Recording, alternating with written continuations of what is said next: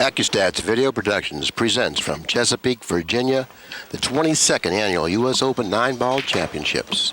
Along with Grady, Mathews, I'm Bill Incardona, bringing you fourth round action here at the Open. The winner of this match, Grady, will advance to, I believe, 17th through 24th. No, you can't get to 17th through 24th. 17th through 25th? No, I believe it is 17th through 24th. No, you can only get there on the loser's side, I believe. Let me see a minute. It goes, let's see, 128, 64, 32, 16. Yeah, maybe you're right.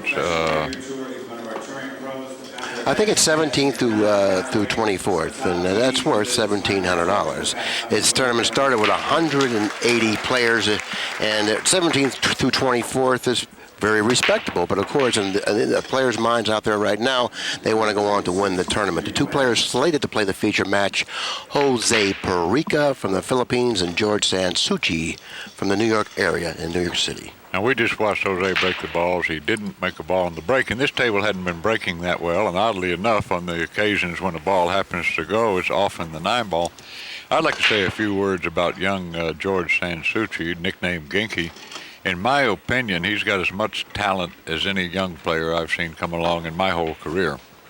Got a great attitude, a terrific stroke, has all the weapons necessary to win many a major title. He certainly does, and I've watched him play quite a bit in the last couple of years, and he's really an impressive player considering his age, particularly. Well, let's talk about the who has the advantage here. Jose has the edge in defense, maybe a little bit in position, but Ginky has a better break, so it should be an interesting match. Shot making's about equal. Oh, I don't think. I think Parica's the better shot maker. I think Parica's one of the best shot makers in the world. Well, I'm not selling Ginky short, but you know, Parica is really way up there when it comes to shot making. He cuts balls so thinly. I mean, he's just a great shot maker. On that 6x12 snooker table they have in Los Angeles, you should see how he pockets balls on that table. He's just, oh, is that right? Oh, he's a great shot maker. Matter of fact, well, so is George, though. And he has the young eyes, and as we talked about yesterday, Jose's 49 years old. But it certainly doesn't look like he's 49 when he's at the table, and it doesn't seem to affect his game in any way. No. But Ginky's been winning almost everything up in the northeast part of the country. Been getting more experience, got a lot of confidence right now. He's fallen short here, it looks like. No, maybe he hasn't. No, he got there, but this is a pretty easy shot for Jose to twirl the ball around a 6-ball. And actually, he'd like to go rail first here and maybe slide right over into that 4-ball where he can see the 2-ball. Or he might even hit a little firmer than that, but I don't think so. I think he'll want to hit this pretty easy. I don't like Ginky's shot selection there, though. He had only the 6-ball to put the cue ball behind, right? Yeah. Well, he's shooting this like he doesn't even have to curve it. And he's done exactly what you figured would happen. Well, he's a smart player. The cue ball had to go there. Now, what do you like here? I like just drawing the cue ball back a little bit and just play the 3 in the far left-hand corner. You know, there's no problem in attaining a shot in that fashion. So therefore, if you have position, you know, why play it? But he may have had a slightly different angle than what we felt he had from our vantage point. Well, this is okay. You can just punch the cue ball over just above the 7, or he doesn't even have to go that far if he doesn't want to. Like this is fine. And he's got a nice angle here. He can either go one rail out above the 9 with high English or punch it down the table with the center ball, hit a little bit of left English. Yeah, I like the latter. I think that lays natural, and I thought he had too much of an angle to go to the side cushion. Well, perhaps. Now he's in pretty good shape. And I kind of like getting straight in on this 7-ball, planning to play the 8 in the far left-hand corner, don't you? Exactly. There's no reason to travel with the cue ball, especially considering how high up the rail the 8 is in regard to the lower left-hand corner. Stopping the ball where the 7 is, or around that vicinity, is probably his best chances of getting out this rack. And again, these are very tough pockets. Personally, I think that's good for tournaments and for pool in general to toughen up the equipment. Well, it certainly favors the better player, and I think that's what's really important, because we really want to see the better player win. That's what it's really all about. You want to set the conditions that really make you perform. Well, golf, for an example, the U.S. Open, the name itself is synonymous with tough golf courses. Exactly. And I love to watch that event because those great professional golfers hit the ball in the rough and they can't even hit it on the green. And at the end of game number 1, Parica takes the early lead in the match 1-0. Now, you alluded to earlier about the breaking area of the game. Right now, on this particular table, like you mentioned, it's a very difficult table to break the balls on and pocket balls on the break. I talked to Reed Pierce after his match. He said to me that he was cut breaking. What he meant by that, instead of hitting the one ball solidly in the face, he cut the one, sending the cue ball to the side cushion and then drawing it up the table in that fashion. He said that he got more action on the balls. He was watching players break on this table. They were having more success doing that. Let's see how Parica breaks. Now, notice how he cut the one ball. He broke them balls also. Well, his cue ball went forward, though, down pretty low on the side rail, and I know he doesn't want to do that. No, he doesn't, because, inevitably the one ball will back up, go up table. If the cue ball goes forward, if you happen to make a ball on the break, you're not going to have a shot on the one. And stringing racks for Parica, if he continues to break like that, it's going to be really difficult. Now, here's where he has the edge on George. George is going to be a little hesitant here, not sure whether to take this shot or not. I believe I'd pass this shot because there's no simple safety here. Yeah, and trying to relocate the cue ball behind the 5, there's no guarantee on that. He's quite a distance from the 1. He's going to have to apply draw on the cue ball. And playing under wet conditions, drawing the ball seems to be, in most cases, quite difficult. He could cut it over to the left-hand side rail and try to ease over behind the 8. Now he's addressing it with draw. See, now he let up on his stroke. He lost the backspin on the cue ball that he anticipated putting on it. Yeah, good point, Billy. That's why that shot's so hard. And if you hit it any harder, the one a lot of times will go up and down the table. That's what makes playing on a wet table so difficult, because sometimes shots aren't really available that are available on dry equipment. Now, he got lucky here. Now, Jose's going to have a hard time thinning this and getting around the 6. If he wants to go 2 rails around the 6, he'll have to hit it a little fatter. He might play it 1 rail back in the middle of the other end rail. With a lot of right English, that might be a better shot. Yeah, and in doing so, he'll probably go into the 6. Like that. I like that shot a lot better. Yes, much better. Notice the one ball finally coming to rest almost behind the 8. He's cut off a portion of the one ball, so therefore the only side of the one ball George can hit is the left side, or possibly right in the face. If he hits it in the face, he may even get a kiss. So therefore, he's really limited in what he can do coming off the 1 here, Grady. Well, he's got to play the same shot. He wants to knock the cue ball, the 1 ball down between the 3 and 6 balls. I like using a lot of right English here.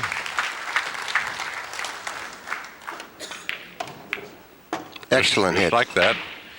And I started to say you got a chance to leave it behind the 3 ball. Only if you hit it as accurately as he did, and he really hit it perfectly. Well, that's one where you play the object ball a little more than the cue ball. And considering the distance between both the 1 ball and the cue ball, it was a difficult hit. Now, he might have a natural to thin the 1 and go around the 6 here. But he's shooting a little bit over the 5 ball. And this is where his shot-making ability will come into play here. As I mentioned before, he hits balls so thinly. Watch. That was natural, but he really got unlucky because he went around the 9.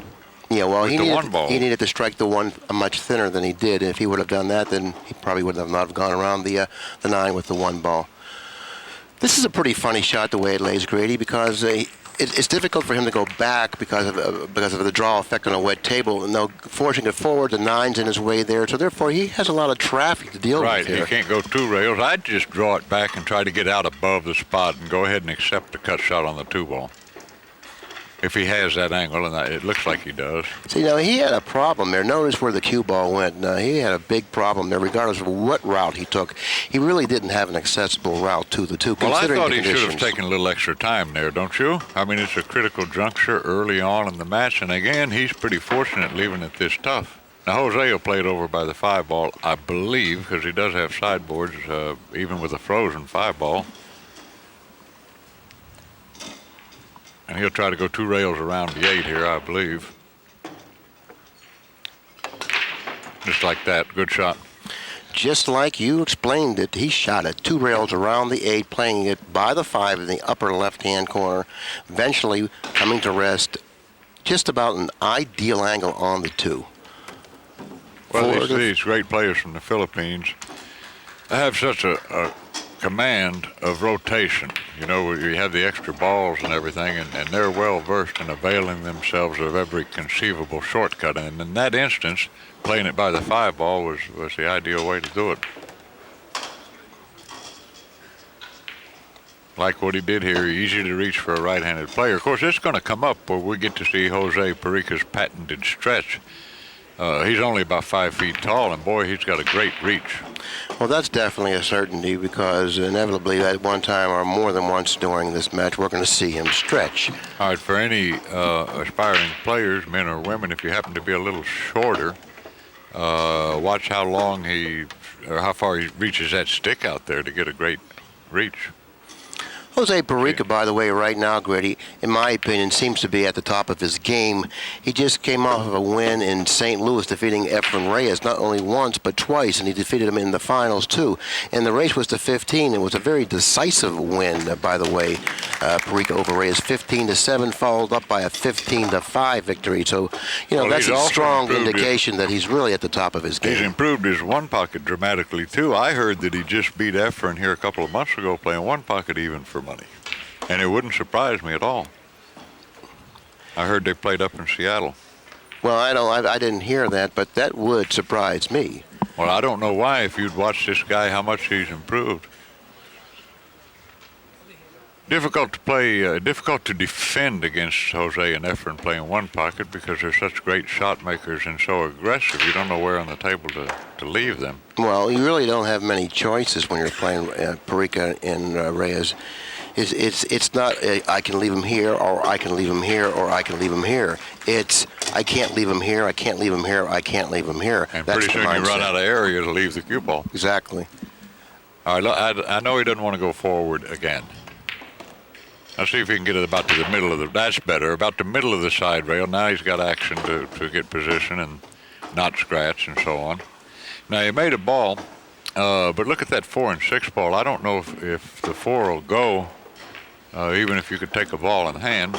Well, taking a look at the monitor, it appears that the 4 may have a chance to go, but not by much. And the 3 ball is lying in a fairly untenable position too. Now, again, I suggest perhaps that Jose has the edge in areas like this. Now, if you're George, do you take this? I don't like taking this. Well, he doesn't have much of a future if he accepts this shot. He can relocate the 1 ball and the cue ball across table from one another, hoping that he gets it behind the 8. Well, I think that's what Jose will do, don't you? Yeah, I don't think there's much more available than that. And George was actually wise in turning down the shot. I do believe he's left SanSouci a shot on the 1. Yes. But getting back to the problem area that you brought up is the 3, 4, 5, and 6, where the 5 really blocks a lot of the pockets for the 3, and it also blocks the route for position for the 3. The 4 and the 6 are kind of like tied up on the bottom cushion, even complicating matters worse. By the way, I had a talk with Ginky this morning and complimented him on his sterling play here at the U.S. Open. And he mentioned to me that he has defeated Jose the last 2 times they played, so certainly there's a comfort level for him in this match. And that's usually the case, even though Jose is regarded as a better player than SanSouci. If you can continue to beat on someone, regardless of how well they play, they do have that Look at feeling. This shot. That took courage and accuracy, did it not? It certainly did, but maybe that was his only available choice. Well, as I look at it, He's going to be able to see the 3-ball even if he misses the 5, and he could have played a nice safety or banked the 3. Well, this must go, just judging from the way he played the cue ball here.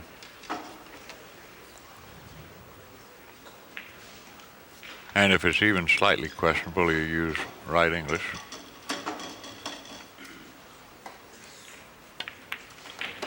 Watch out for the 6. See, on a wet table, that 6 comes straight off of that cushion. On a drier table, that 6 wouldn't have came off the rail nearly as far.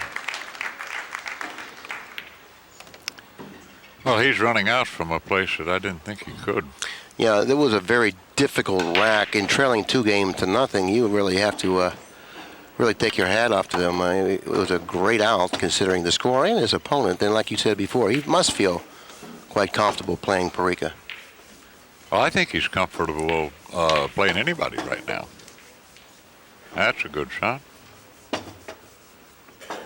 So SanSouci is a nemesis of Parica's, and it's starting to show. No fear. After game number 3, SanSouci gets on the scoreboard and trails in the match 2-1. Well, that last run out he made is not the type of live balls that you're going to run out if you're scared. And particularly on this equipment playing so difficult. Pat Fleming is undefeated also. He's won 3 matches. We'll update you on his match occasionally. What table is he on? Maybe we can get an early score. He's on table number 8, which is, I believe, adjacent to the feature table. Matter of fact, it's right behind the feature table. And the viewers there at home can see Pat in his chair. The man with the vest at the table is his opponent. There's Pat there. There, yeah, that's him in utter repose, I might add. But I can't see that score. That's the one table in the room that I can't see very well. All right, let's look at Ginky's break. Oh, look at that. He stopped the cue ball pretty much in the middle of the table. Well, hitting the ball squarely is not really the type of a break that's been effective on this featured table. Reed Pierce mentioned that to me. That's why he said he broke the balls on the featured table. He said he's been watching a lot of matches on the featured table, and when you hit the ball squarely, the 1-ball squarely, you don't get the action, and you really don't get the balls that you want to get on the break. So therefore, he opted to go to the cut break. And if you notice, when SanSouci broke the balls, he hit them squarely, he hit them hard, he came up dry. Let's talk about that shot that Jose Parica just missed. The reason he missed it, he knew he had to hit the 4-ball, and he tried to hit it in such a way that he would have position on the 2-ball, and in fact he had position on the 2-ball, but in obtaining it he missed the 1. Now this particular rack, the way the balls lay, is much easier than the preceding rack George was confronted with. Notice that the 2 and the 3, the 3 is hung up in the corner pocket, the 3 to the 4, 4 adjacent to the 3 cross table on the other long cushion. I'm not crazy about the way he played that 1-ball. He's got a shot, but that was fraught with peril, the route that he selected. Had he just decided to just lay the cue ball on the rail, he has to have a good shot on the 2-ball. Does he have room to go above the 7? And I believe he does. Even, below the across the 7 like that. Yeah. Nice shot. See, everything else lays rather nicely for him. No, he doesn't want to get on the rail because to go forward here, he has a problem. He doesn't really want to go forward on the 5. Well, he got a little straightish. So what I would suggest him doing is maybe drawing it back an inch or even stopping the ball. How about going forward 2 rails? Well, now you brought up a telling point here. This is not natural. Now, a high ball brings him a little farther to the right as we view it on the monitor than he perhaps would like to go. A little testy if he goes between the 8 and the 9. Right, that's my point. Okay, he didn't have much of a problem. Obviously, the angle that he had was a little bit differently than the one we saw on the monitor or even on the table here. Sometimes our vantage point isn't the best on certain angles. Evidently, that time it must not have been. SanSouci at the table, trailing 2-1. It looks like the balls are laying quite nicely for him. All he needs to do is keep strong concentration, and this rack is played rather routinely. On easy pockets, I like following this out of their 2 rails, making sure I don't scratch on the side. Tough pockets, though, he needs to just draw this back.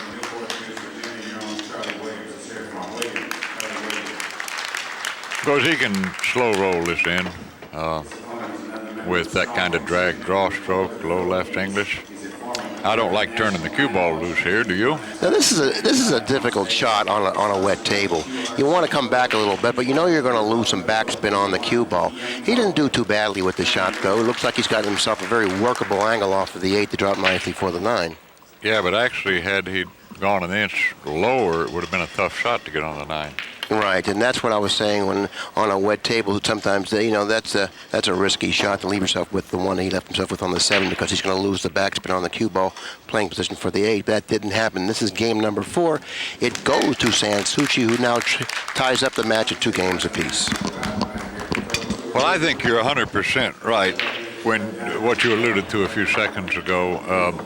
Nobody's been breaking the balls well, trying to make that 100% thick hit on the 1 ball. The action just isn't there. And there are a lot of stubborn players out there that refuse to choose another way of breaking the balls. And I think that the more intelligent player is the player that's going to persevere and end up on top. And Reed Pierce said, well, Jimmy Wetchen himself worked on that cut break with success on this featured table, because you know that if you're going to win this tournament, you're going to have to win it on this table. Oh, sure. Well, is that a pre-decided thing? This is going to be the table for the semifinals and finals? Well, that's the only black gold crown on the floor, so I would, I would think that's the table that they're going to be playing the finals on. Might also mention that this is being contested in the Chesapeake Convention Center for the first time. All right, this is the second time, no success. Yeah, and that's a very interesting point, by the way. Some tables you can get away with breaking it. I shouldn't say get away with it. Most tables, the proper break is to hit the 1 ball squarely. On this table, evidently, it's not. Well, we pool players are all nuts anyway. I saw Mike Siegel once make the 9 on the break 2 times in a row and move the cue ball to the other side of the table.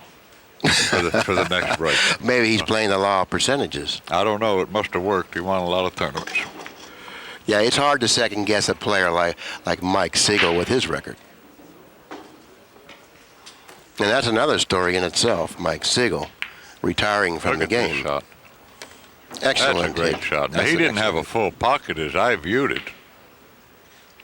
Playing the 2 on the side is much better than playing it in the corner, simply because of the position of the 3. He'll just float this in, maybe a touch of right English. Easy, so he can miss a 9, just like that. Oh, my goodness. But sometimes that particular angle is a very deceiving one. Well, I always play to overcut that a little bit, just because there's such an overwhelming physical tendency to hit that type of shot too thick.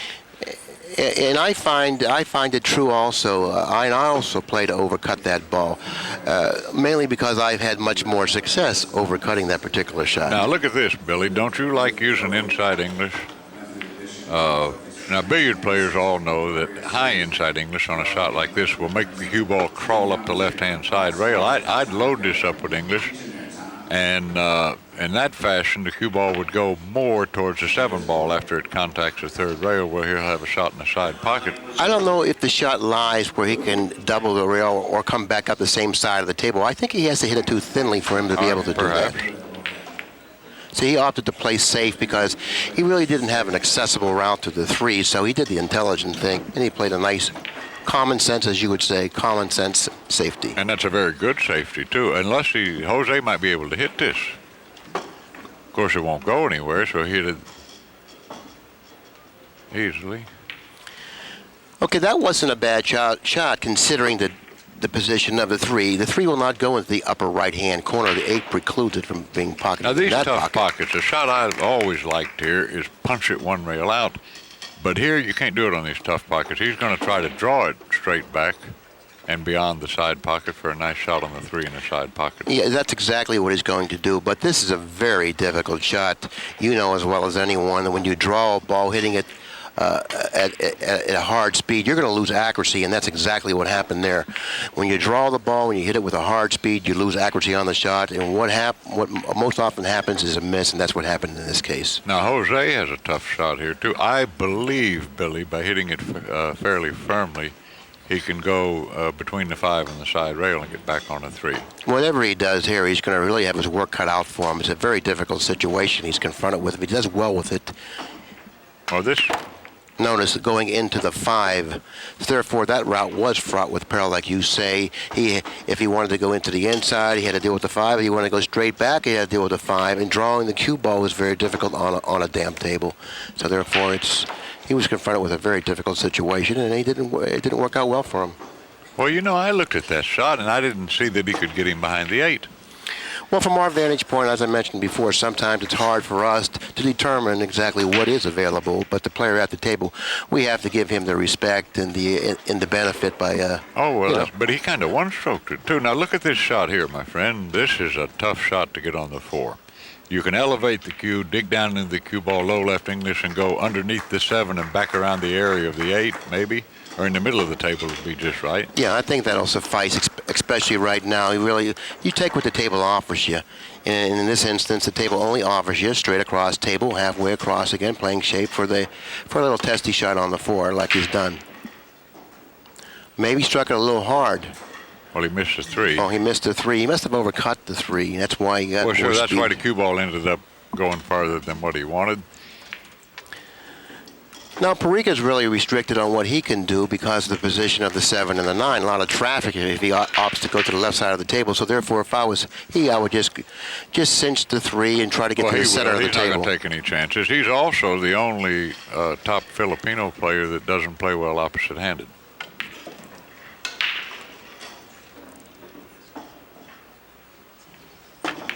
Oh, wow. He's opting to go to the other side of the table, running into the 7, but nevertheless came out smelling like a rose. My opinion is that was a terrible shot. He didn't need to do that.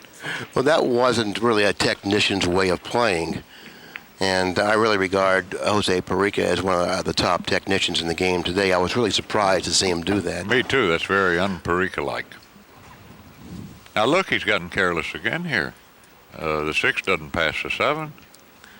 I guess he wanted to get a little straighter on the 5 and the side. That way we would only have to just stop the ball for position for the 6 in the lower left-hand corner. Now, this is a very similar shot in the one that he missed on the 2 ball. This time he cuts it a little more. Like you say, you like to overcut that particular shot. I do also, you know. And this time Parica successfully deals with that type of a shot. Okay, no problem here. You can get just a slight angle on the 8. Like that.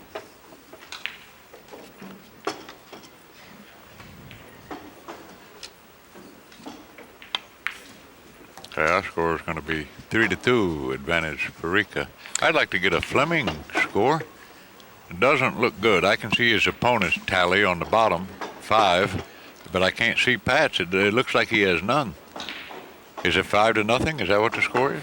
Oh, I'm at the same disadvantage that you are. I can't see the score either, but the score I can see is on the feature table. At the end of game number 5, it's Jose Parica 3, George SanSouci 2.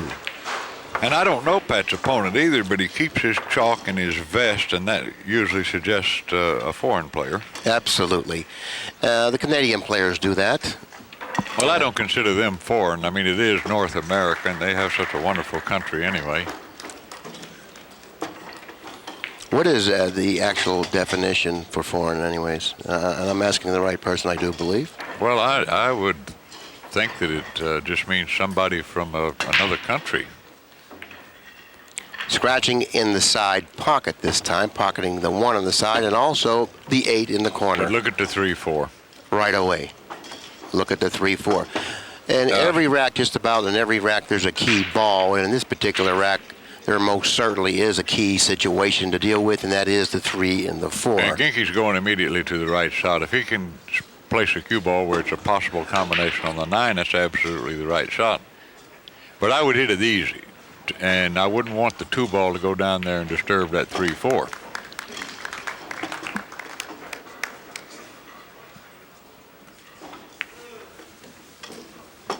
Okay, he's opting to play the combination on the 9, 2-9 combination, having the luxury of putting ball in hand. It really makes this shot play a lot easier, but it's not an easy shot by any means. No. And like Grady said, don't hit it with the speed in the event you miss the 9, you break loose the 4 from the 3. Nice shot, nice. But he doesn't have to worry about that, does he? Pocketing the 9, game number 6 goes to SanSouci, who now ties up the match at 3 games apiece. Well, I'll tell you, this is every bit as exciting and interesting as I thought it would be. I've kind of become a Ginky fan. He and I have become very close over the last few months, and I'm pull for him. Not that I'm anti-Parica, but I love to see top young players come along. Well, you're entitled to have your favorite players, and you don't have to be anti-Parica. No, but in public, I'm completely neutral. In private, that's a different story. Well, everyone's entitled to that. Game number 7. I like this. He's moving to the other side of the table. He's gotten abysmal results the last 2 efforts. See if there's an improvement here.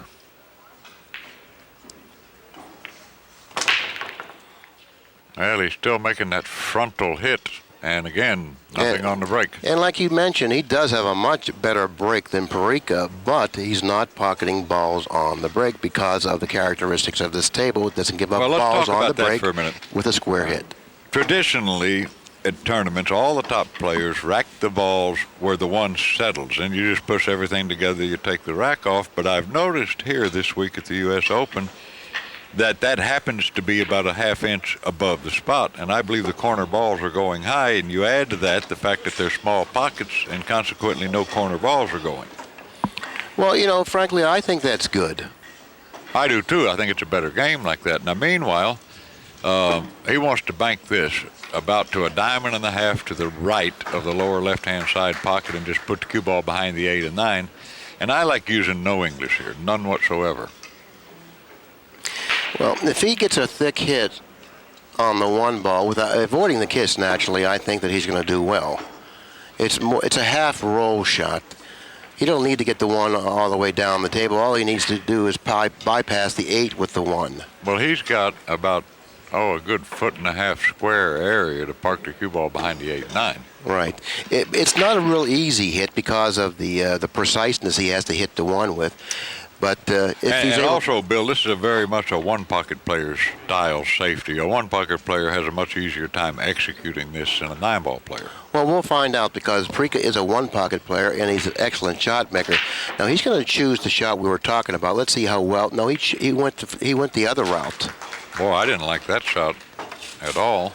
But once again, I have to bring up the point that the player at the table feels the angles much better than we can see them but from our vantage point. But as you look at it, he had the 3, 4, 5, 7, 8, 9 to put the cue ball behind. He just struck it a little easily. But the thing I liked about our shot, would have been a much harder kick. See here, even if he hooks Ginky, he's not going to have a difficult hit.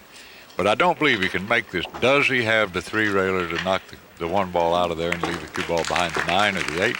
Well, the 6 seems to be in the way of that, or at least it looks like it is. Unless he banks as accurately as Bugs Rucker out of Chicago, he can bank around the 6. Well, he hit it easy. That's a nice shot. Beautiful shot. That really was a great shot considering the conditions with a wet table. It's not easy to do what he did. Jose might be able to hit the left side of that. Look at this. He's approaching the shot as if he's going to do just that. Let's go back to the shot Parica shot on the 1 ball 2 shots ago and discuss that just momentarily.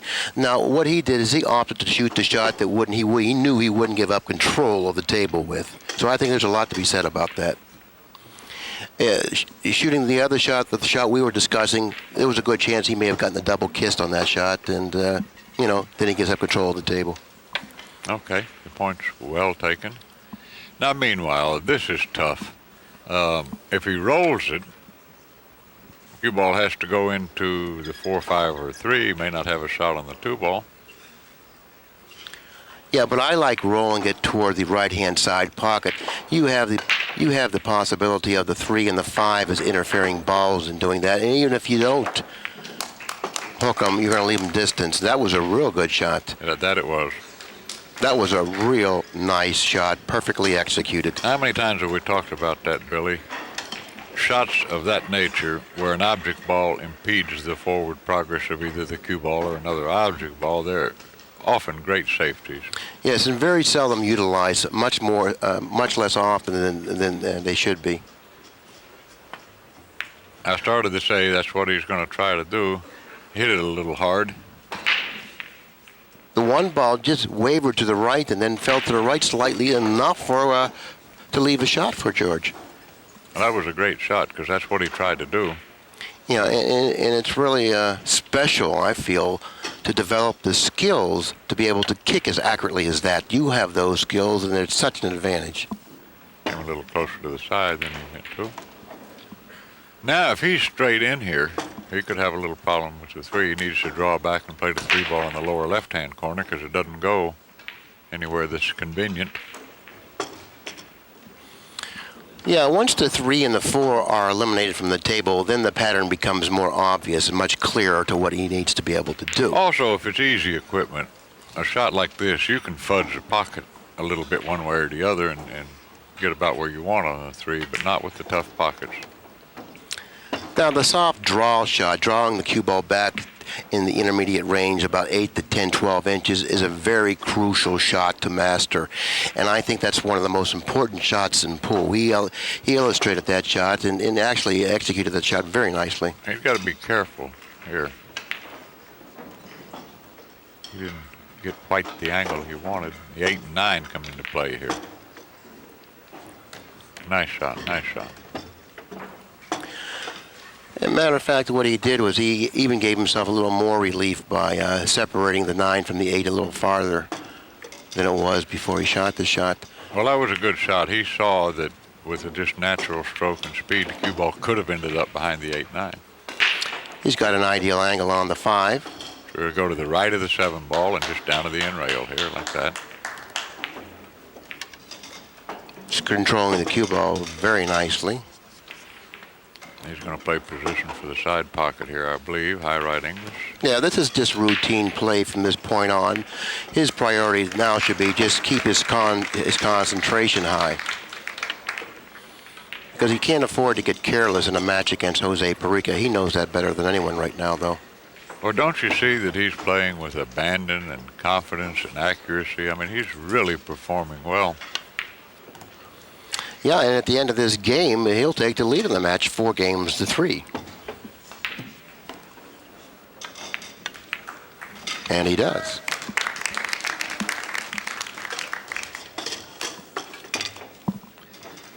Well, our erstwhile producer appears to be getting ready to get on the board there. I believe it's going to be 6-1. He has only the 8 and 9 to make. Yeah, actually, to the best of my recollection, this is the first time I've actually seen Pat at the table. But, of course, I haven't been looking over there very often, but it's really the first time that I've seen him at the table. Well, let's see. It looks to me like that yellow ball representing 1, that's going up. 6-1 is the score. Yeah, he certainly has his work cut out for him. And in the meantime, on the featured table, I think both of these players Look at George. have their work cut out. Look at this. Now, he's trying to adjust. I saw Bob Vanover do this and win a tournament once with it, breaking from here. It's an uncomfortable spot for me. What's the point? I don't understand the point of this. Well, it just makes you hit it a little differently, I guess. I don't know. There, he made a ball on the break. And actually, he's got the cue ball in the middle of the table. But he cannot hit the left side of the 1 ball. There's a group of balls positioned on the lower left-hand side of the table, on the foot end of the table. The 2, 4, 9, and 5. Also the 3 to the slightly to the right. The 2 near the lower left-hand corner. The 4 ball is the ball positioned in between the 2 and the 9. The 3 adjacent to the 9 to the right of the 9. What's he looking at here? Oh, I see. He can hit it to the left side of the 1. He just can't make it. He's going to try to maybe pull the cue ball over behind the 8. I like just trying to put it behind the 8. I like that better than trying to put it behind the 6. Well, putting it behind the 6, you really have problems controlling the 1 ball. Exactly. Putting it behind the 8, you create a lot of distance both between the 1 ball and the cue ball, so therefore that's also an ally. And also, well, if he plays it in that fashion, then he's really played a much more intelligent shot because he had 2 balls, the 8 and the 6. Well, that's what I meant. I said behind the 8. I like that shot. Now, Jose's a terrific defender. I like this. Either side of the 1 he hits, he's got action to get it safe. Medium speed. Well, he hit it thick. Don't want to hit it thick.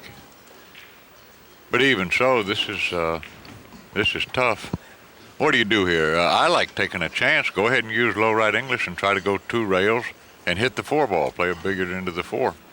If you don't make it, you have action to get safe. And if you do, that's about the only way you can get from the 2 to the 3 anyway. He's pretty thin on the 1 to do that. Well, maybe I it's think. a little thin. You know, on a dry table, I think his chances of doing that are much better. But on a wet table, I look for him to come off short off that side cushion. Well, he wants to hit it as easy as he can. Yeah, he hit it much easier, knowing that cushion wasn't going to give him any lengthening out. So he opted to go straight across, giving himself a shot on the 2, which now gives him options what he can do on the 3. Well, he can play safe now, or he can make this and play safe. How about going into the 5 easy? I don't know what he's got here. I think playing safe now is he He could hit it thicker than we thought. Yeah, he sure could. But I don't know if he's cleared the 9, and the 9 perhaps may have gotten in the way here. Let's get a close-up of that 9 and cue ball and see. I know for sure he's got a rail first. It's still kind of difficult to tell, and the only way we're going to be able to find out is to take a look at his body language and how he addresses the table to determine whether or not he does have a shot. It looks like he does. Well, that's another thing I like about Ginky. He's fairly inscrutable, unlike you, my longtime associate. Well, it's very difficult to tell, what's going through his mind. I like what he did there. As little cue ball movement as possible. Well, he assured himself of a shot, and he really didn't have that many available pockets for the 4, and he took the 1 that was right there, conveniently He's going to punch placed. out to the left side of the 5 like that. He missed this ball. He sure did. No, he's left Parica a very difficult shot if he has a shot. Well, he at did all. something I've done off and on all my life. He steered the cue ball over there for position on the 5, and he missed the 4. But I don't think he's suffered much of a consequence in doing that. I don't know. He's got a nice kick shot here. I don't think he really has anything that nice. I write English. Oh, he decided not to kick it, but oh, what a great shot! No, What a nice shot. that's playing with a lot of confidence and a lot of good feel also. Well, sure, the slightest miss hits, you sell out. Playing the two cushion route for the hook is really courageous on top of it all. Yeah, but the reward justifies the risk, don't you think? I mean, it's such a good safety. He's probably going to win the game now. It certainly does, but how often can you do that? But if you're Jose Parica, I guess you do it more often than most. Now, I like trying to hit the bottom side of the 4 here, but I think George would love to have that 4 ball shot back. You could just go all out to make this just a nice medium speed. So therefore, you can hit the top part, the bottom part, or make it. So he really doesn't have that much to worship this shot, Just does like he? that. He's got a chance to get it safe. A lot of good things could have happened to him off of that shot. Sure. Well, it's a pretty easy out for Jose. He'll just float this out 1 natural rail, a little left English. Yeah, that was the big shot. It looks like in the remainder of this rack. It's hard to do something wrong here unless you just totally lose your concentration.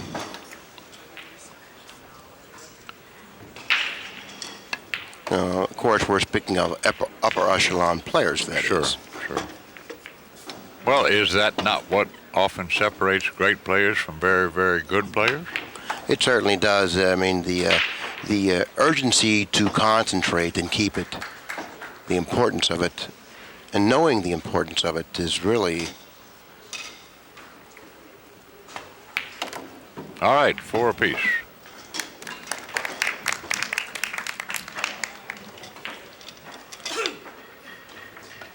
Well, Pat Fleming just got a nice break. He missed the 9-ball. It was a tough shot. He was straight in. The cue ball was frozen on the rail. Left his opponent the bank, which he missed. He hit, and Pat's got a nice shot to maybe narrow the deficit slightly.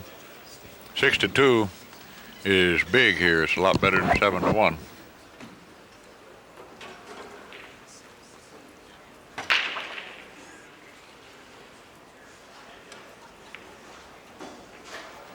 And he has, in fact, won that game.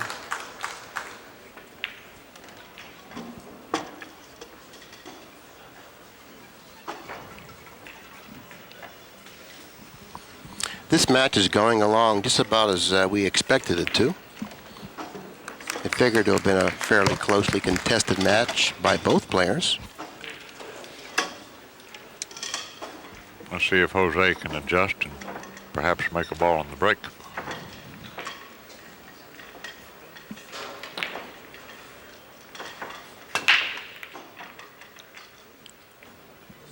Made 2 balls in the break, didn't he? No, just 1. Maybe 2. Nope, just 1. No, this is a touchy angle here.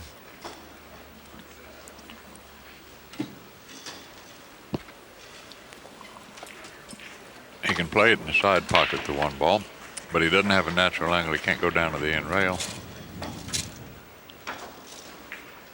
He could draw it over just before the side. Maybe he can go to the end rail. The way he's bridging the ball makes me think that he can. Oh, he played it in the corner.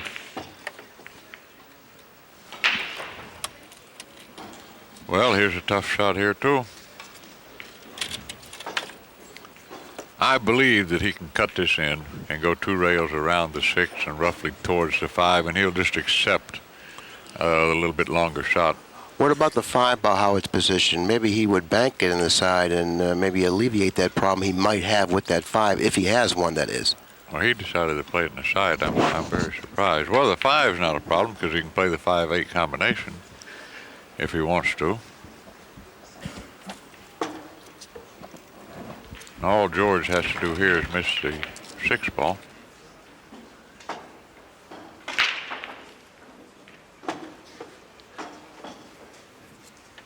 Tell you, you're right, though. The 5 isn't positioned in the most favorable place.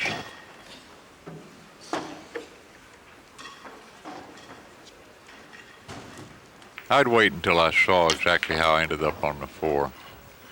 Let's take a look at the 5 ball, Rick, in relation to the side pocket and see if it's pocketable into that side pocket. No, that won't go in the side. No, it won't go in the side, so therefore there's a problem out there he has to deal with. Well, he can slow spin this and play the 5 down the long rail if he wants to.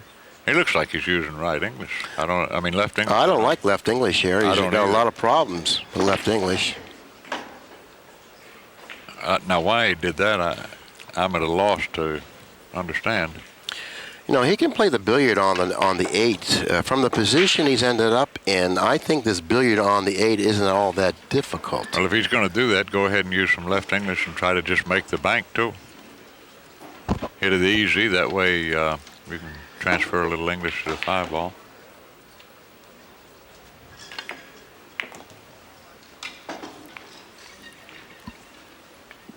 That's a good shot. It looks like if he pockets the 5 in the side pocket, then the cue ball will go somewhere in the direction of the 9. Oh, he I can don't miss know. the 9 here. No problem with that. He'll go right down to the end rail and up towards the 6 ball.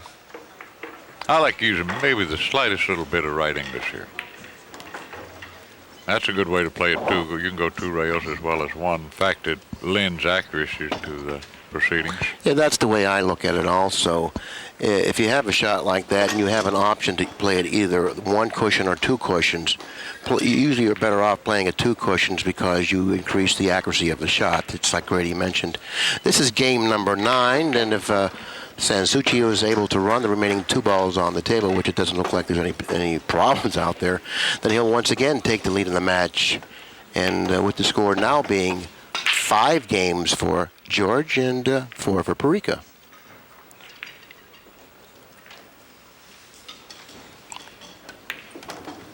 Nice out, nice out. Although I don't know why he used inside English on that 5 ball. There were many bad things could have happened. He could have gone 3 rails into the 5. He could have scratched in the side. I didn't see anything to He could have gain hit from the it. 6. You know, Right, he really had his work cut out for him using the left-hand English on that shot. That shot can be executed, but with a little more precise hit using the other English. You have to hit ball first. And you can control the cue ball much. Oh yeah, you have a much better idea where the cue ball's going. Well, he'll get over that. It was a little bit wild, but he's a young player. But all in all, I think that Ginky is really performing well. Oh, I do too. I'm not taking anything away from his game. Certainly not. Now look at that. Nice plate down there. It has tomatoes and asparagus. Maybe we can get a close-up of that. You're looking at that cheesecake on the right. Yeah, that's what you're looking at, the cheesecake on the right. Besmirched with chocolate and whipped cream.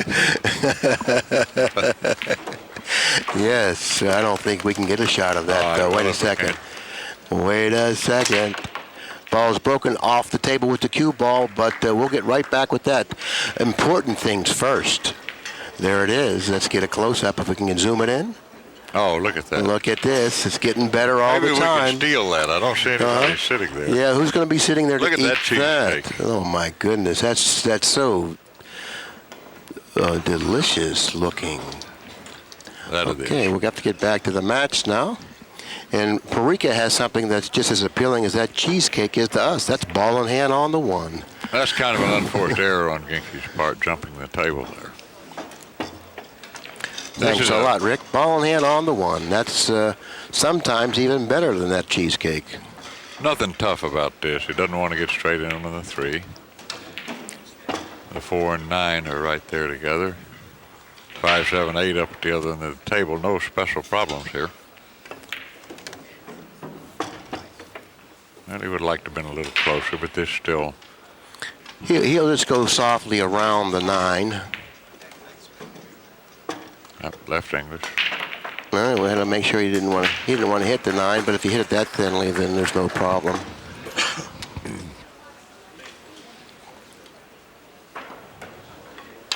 You want to get back, and then back he got. You want to make sure you keep an angle on the 8. If you can soft roll it into the pocket without ending up with a difficult shot on the 8, that would be the ideal thing to do. Oh, he almost overcut that shot, if you noticed. Yeah, that's the right way to play it, though. I like to overcut all of those shots of that nature. Coming up a tad short. Now, here's a good example. I know some taller guys than Jose that can't reach this. Look at that. He's got that shaft out there a good 1.5 feet beyond his hand. Short players, including myself, which I'm only 5'7.5", we feel comfortable doing that, whereas a taller player that does that less often may feel uncomfortable with that shot. All right, Jose is going to take a break.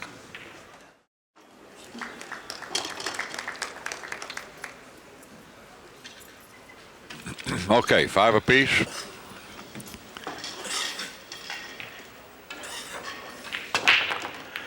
Now he's hitting the middle of the side rail, which is what he's trying to do. The only bad thing about hitting the middle of the side rail with the cue ball is that normally the one ball goes naturally to the middle of the opposite end rail. Well, maybe that's a fair trade-off. Maybe he feels that he can, out-manage SanSouci. Even though the one goes at the other end of the table, he feels that at least if he doesn't make a ball on the break, he won't give SanSouci an easy out, and I think it's a fair trade-off in his mind.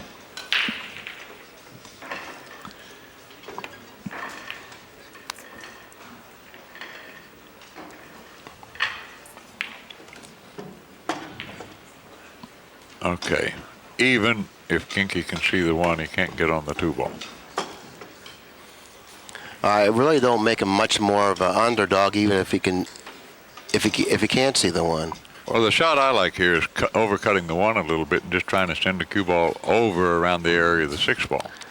Yeah, there's nothing wrong with that shot at all. I think he has a much brighter future if he elects to shoot that shot opposed to trying to pocket the 1. Right. There's no future here, and even if you make it from that long distance, he might be snookered. Well, chances are he will be snookered. There's a wall of balls that more or less encompasses the 2 ball. Well, if you can hit it like that. That's the greatest shot I ever saw. That shot there definitely should be outlawed, or illegal. You know why it's disgusting? It should be illegal. The likes of you and me, we don't even look at that. No, that's not a consideration.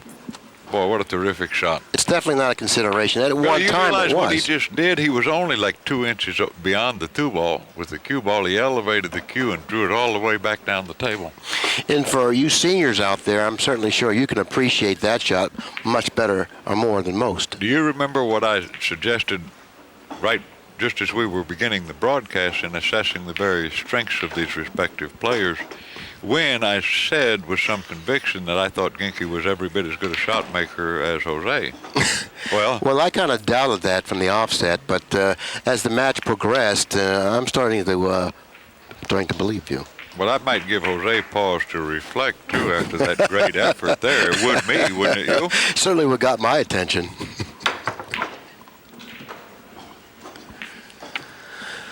Okay, Jose tried to play some sort of a unorthodox safety on that particular shot, and he didn't get away with it. Ginky's back at the table. The match is tied up at 5 games apiece, and if either player out there, or if any one of the two players out there has the momentum, I think it's on Ginky's side. Oh, I do too. I do too. Well, especially after making that long, difficult shot with unnatural, dare I say, alien English. Now, he's got a little bit of an angle. He'd like perhaps a little more. I think all he's got to do is plan to play the 3 in the far right-hand corner. Maybe he's straighter in than I think because he's looking at the side pocket. And frankly speaking, I think if the ball is favored one person opposed to the other, they favored Parica in this match up to this point, and Ginky has it tied up at 5 apiece. Oh, he was exactly straight in, apparently. Now, this is a hard shot. Let's see if he can lag this in the side pocket and have position on the 4. Yeah, it doesn't really lie with the speed that he can make the 3 in the side and hold the cue ball for the 4 in the corner. But if he strikes it perfectly with the perfect speed, he can do it. But it's not going to be easy. No, this is a tough shot.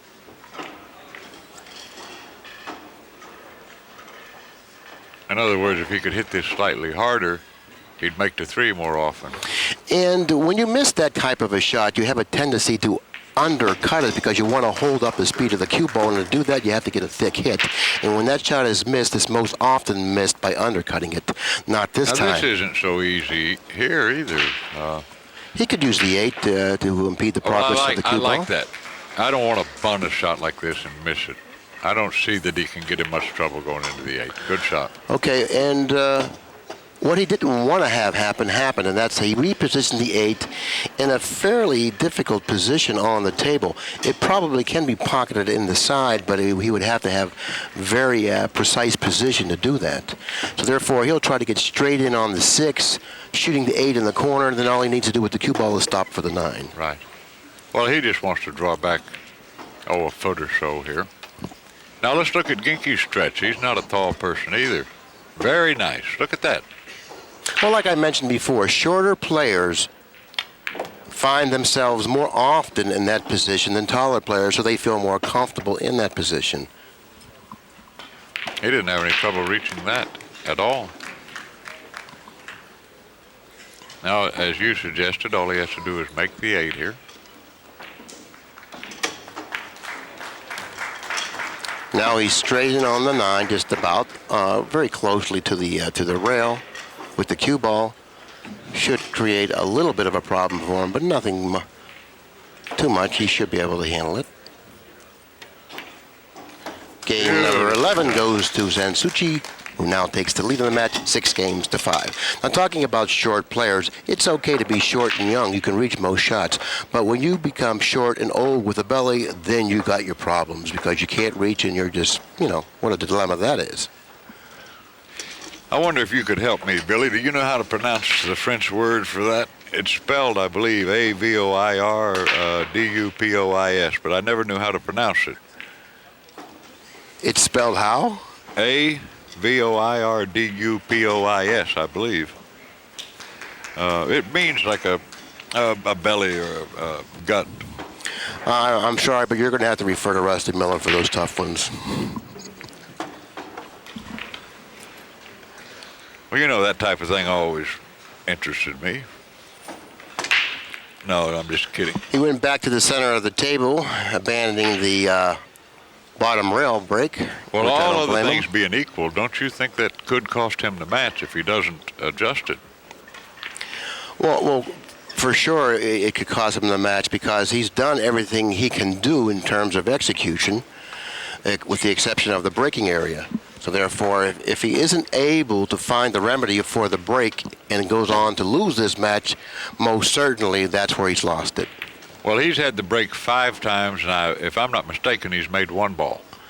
Now, that's what I was talking about when I was saying that Ginky has actually outperformed Parica in this match, but he wasn't behind. Parica, that is. Parica ending up with a shot on a 3, but almost hooking himself behind a ball that he should never been anywhere near close to.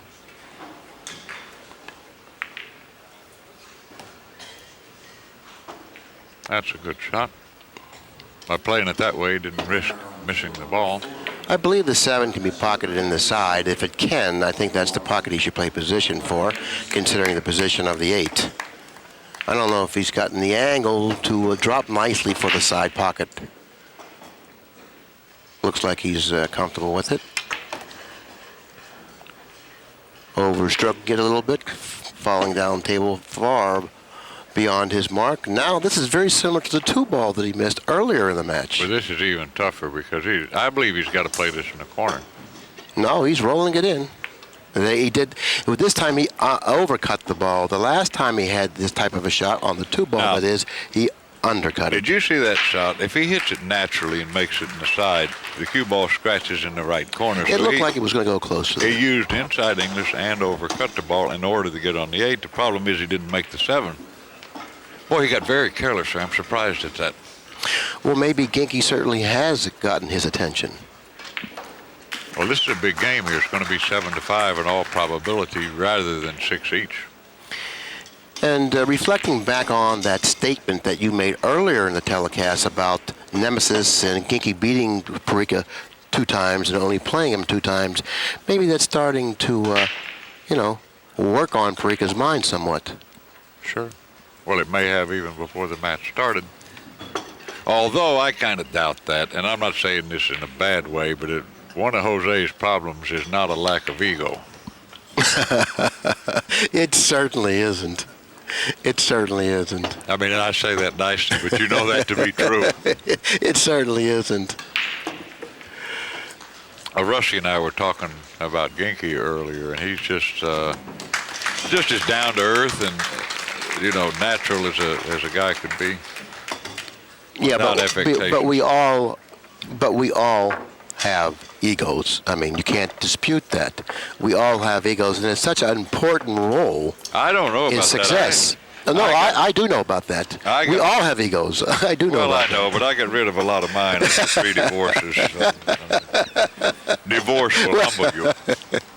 Well, in certain areas, I would imagine we lose some of it. But in regard to our game, okay, if we want to be successful, if we want to do you well, have to have a little bit of that. Yeah, that's right. You have to. You have to. And to be egotistical, that's another thing. But have you seen that picture that's been making the circles of the 2 of us in 1968? Which one is that? Oh, we're at the tournament in Woodward, Oklahoma, 1968. Oh, we're at a bar or something? Yeah, that was a bar tournament. Yeah.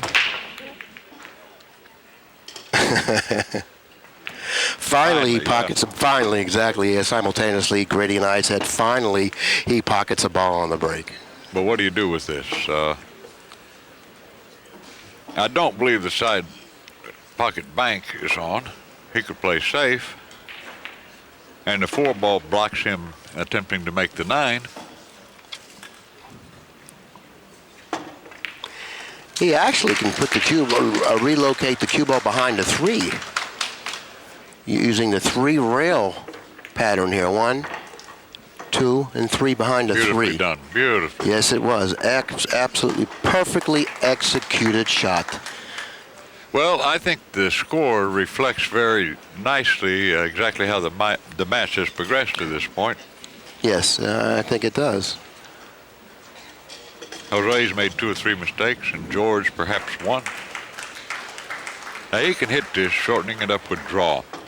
Now the Filipinos, I like this too. Left English along with it. That gives him a chance to make the 1. Only problem is there's a scratch there. Which he found. But look where the 1-ball finally came to rest. There's really nothing easy here. Maybe he can play the 1-9 combination. Well, I would sure make sure that I got the cue ball behind the 3-ball if that's what I. I don't think he has the luxury to do that because of the distance the 1 is from the side rail. He's playing the 3. Well, if he plays the 3, then his next shot will be the 1-9 combination. Yeah, very possibly. Probably. I would make sure I pull the cue ball back a hair. Yeah, I would also do that.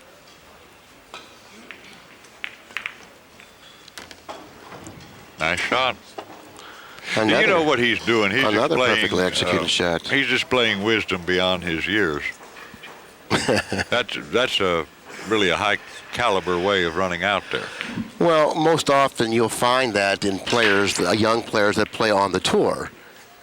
You know, they learn so much playing with their peers that, you know, it's very possible that they could do that. Well, one of the hardest things, that case, you know, that's one of the hardest things for young players to learn. They learn how to make the billiards, okay, and the combinations fine, but they don't handle where the first ball goes very well. But that was a textbook example of how to properly do it, and our score stands at 8-5. 8-5, and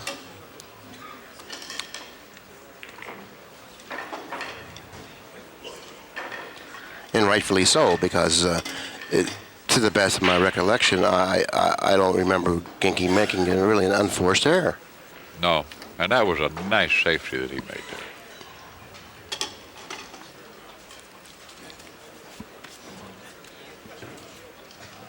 He's still not overpowering the rack with his break, but at least he did make a couple of balls finally. Well, he got 2 kisses on the 9, and there's the 8. Oh, near miss. I'd like to see, well, if I'm Jose here, if I can kick at this and hit the bottom side of the 1, I'm doing that because the cue ball goes right towards the 8 and 9. You got a million ways to win the game here.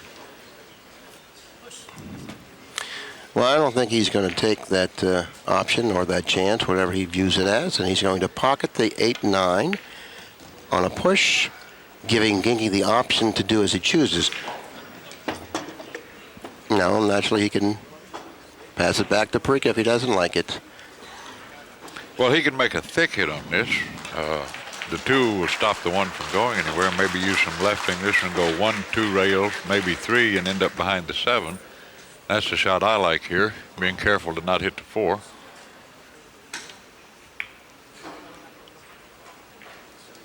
I believe he's allowed Parica to see the outside of the 1. And in doing that, I look for Ginky to step back to the table behind the 7 here. Yeah, me too.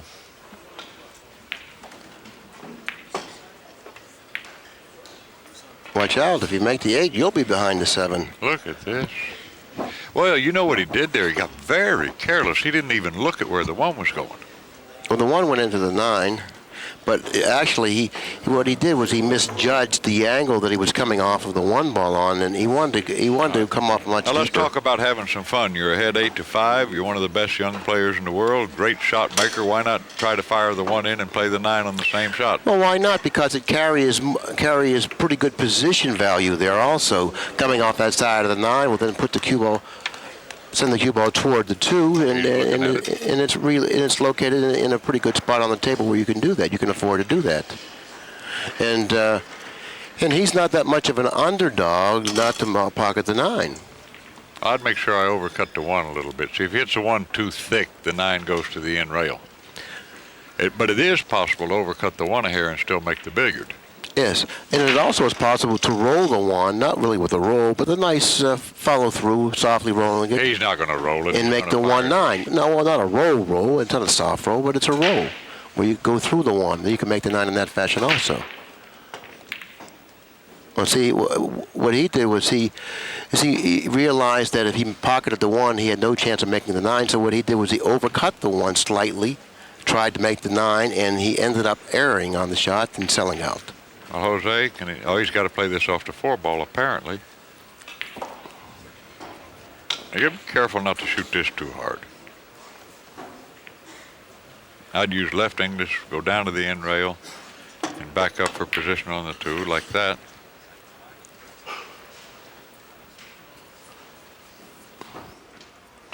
So one of the very, very, very few mistakes that Ginky has made in this match, it turned out that it didn't cost. Well, I thought Jose, you correct me if I'm mistaken, maybe hit that with more velocity than necessary.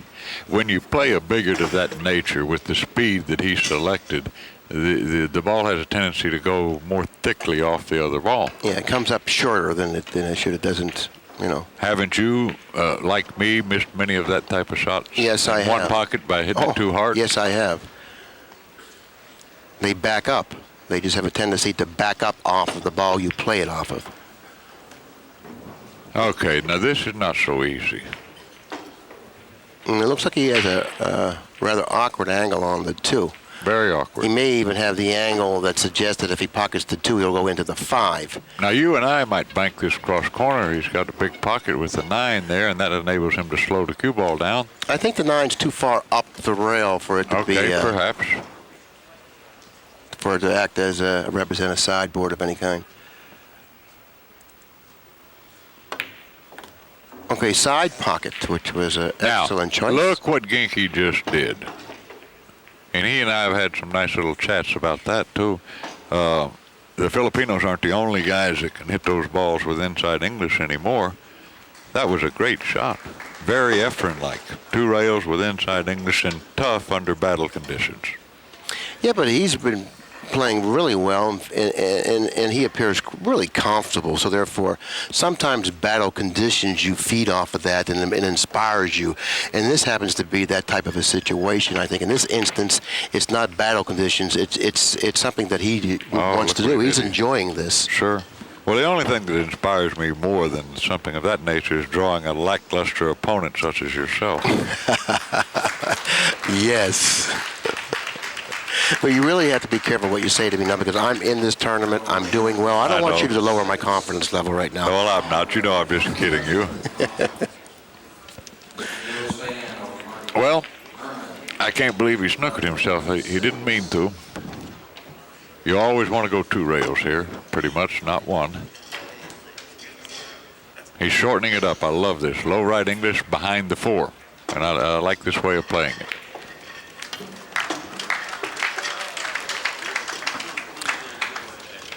Yeah, he's really ill-fated there. I mean, as well as he hit that ball, not to have gotten rewarded for it. Well, it was such a critical game, too. From a 5-9 deficit, Jose would have been hard-pressed to make a match of it. But 8-6, eminently attainable. But look at the 6-9. But the 9's about a quarter of an inch off the cushion, which makes that 6-9 combination play a lot less difficult. Unless he gets like this, which now he's going to have to follow it 2 rails, and on these tough pockets, this is very missable. Yeah, you're exactly right. The corner pocket, he's going to be shooting that 5 into. If you take a good look at it, isn't very large at all. No, look at it on the monitor there. It's not big. And now he's fallen short of the mark, so therefore he's going to have to really hit this accurately. I'll tell you what, Billy, you know you and I are proposition bettors. I wouldn't bet I made this shot. Oh, no, this is a difficult shot. He's going to have to hit this very accurately. The way he must play it is if the 9 wasn't even there. Well, he made a good shot, but it was tough. Sure was tough. And at the end of game number 14, Parica now edges his way back into this match somewhat, trailing by 2 games in the match, 8-6. Yeah, this was a seesaw match of the first 10 games, and then Ginky started to, apply himself, and he started to draw away from Parica. But he played out of line on the 3 ball. He kicked a 3, hit it really well, but not well enough. Well, Parica seems to me to be playing at a little faster tempo than per usual. I mean, usually he's going to take more time in tough situations, and he's gotten right up there and just struck the ball in this match. He took some velocity off of the break that time, and the corner ball went straight in. Now, that's not the first time that Parica's made the corner ball on the break. He's made it several times in this match, where, on the other hand, Ginky hasn't made the corner ball yet. And why is that? Because, as you suggested way earlier in this contest, by cutting the 1 ball more, I think it puts more action on the other object balls, more English. You know, there's a belief, and I'm hard-pressed to explain it properly physically, but that when the break is struck very hard, that it almost like electricity gets involved with the balls, causing them to come more thickly off of other balls, and hence you don't make a corner ball. I don't know all the physical reasons. And it's very difficult to explain. But anyways, Parica missed the 1 ball badly, but he didn't suffer any consequence in regard to giving up an offensive shot. There's a nice view of it on the monitor. It looks to me like Ginky can't even hit the outside of it. Maybe he can. Well, he's looking like he's using right English, so That'd be the way to play it if he can hit it.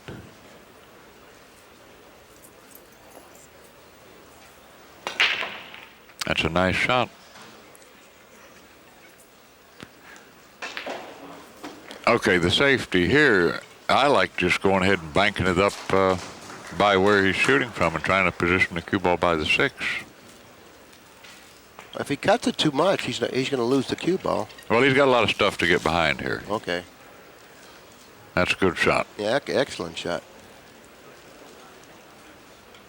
Very fortunate, that is, Jose Parica, to be in this position, considering how badly he missed this shot. Now here I like going 2 rails, knocking the one towards the lower left-hand corner. The cue ball comes nicely 2 natural rails out behind the 4, 5, 8.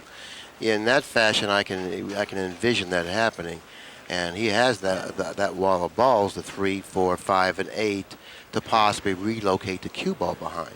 I'd load it up with spin, not too hard, just a nice slow medium speed. And with the slow medium speed, that assures you he's twirling. He's not going to lose the control of the 1 ball if he hits it accurately. He's twirling it, looking to go offensively. But he could be snookered here even if he makes it. I don't think he's going to get snookered here. The 4 ball is going to stop that from happening. He's going to elevate and draw the cue ball, probably, if he can, around the 3 and the 4. But he can't reach it. Look, he's going to have problems with this shot. He's good at these kind of shots. It's hard to believe a shorter player could reach this with ease. Look at his posture there. Kind of like awkward, but nevertheless, he got the job done. Didn't end up with the shot on the that's not a bad posture. It looks like me when I'm getting ready to accept an enema. Okay, at any rate, he's in pretty good position here. He'll apply right-hand English, hitting the bottom cushion and then coming up to... No, he went for the corner. Hit it roughly. I was surprised to see it fall. 3's going to go in the corner here.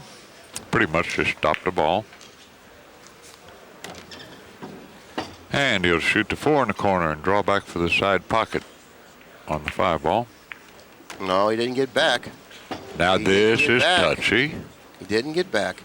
He may have to draw this to the end cushion and then back up again.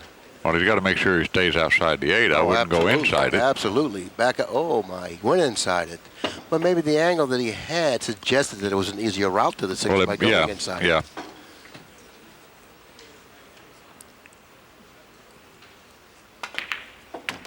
But he's still going to have to do some traveling here. He has to go to the other side. Well, this is a tough shot. It's not so easy to bridge. And if you miss-hit this shot slightly, the pocket won't accept the shot. Right. And it doesn't take much of a mistake here to miss this ball. I mean, he'll probably make it. Take a look at the ball going into the pocket. Hit the outside of the pocket. He realized that if he hit that shot and brushed that rail going down toward that pocket, he wasn't going to get the ball. That's a good point. You cannot, with any velocity, catch the rail going in. That's why he favored the outside of the pocket. All right, 8-7. He was able to run the 8 and the 9, and now he comes to within 1 game of the lead, Grady. It's getting more interesting as we speak.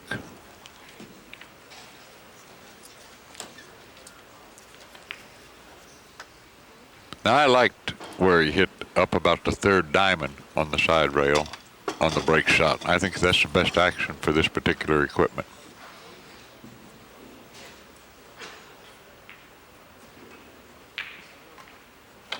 See if he does it again. No, the middle of the rail. He went down too far and it cost him.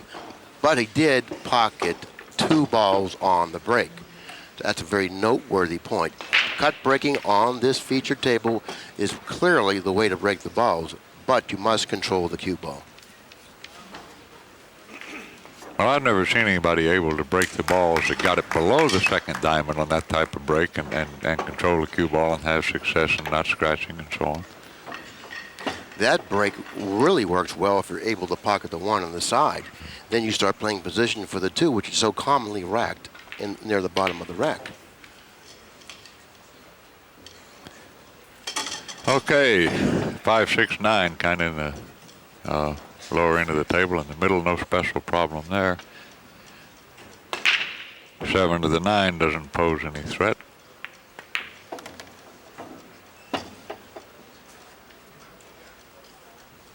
He can draw or follow this, whatever he feels like.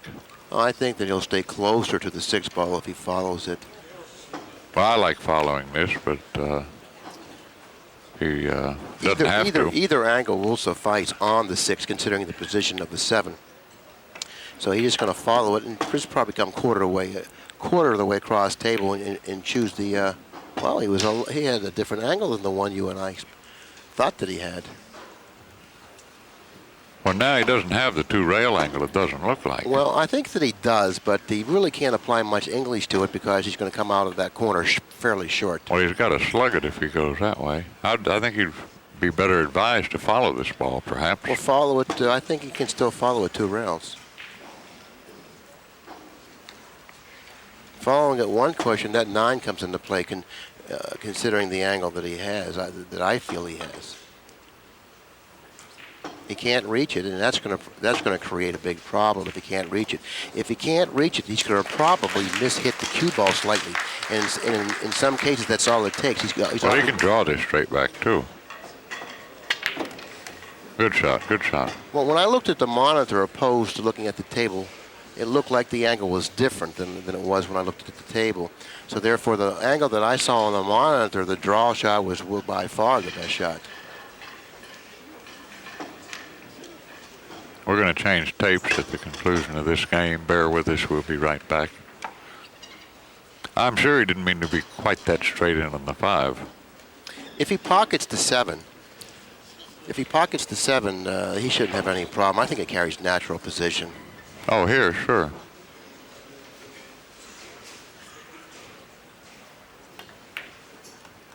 Nice shot. Go ahead and change the tape, Pat. We'll give Ginky this 9-ball. All right, that's a good idea.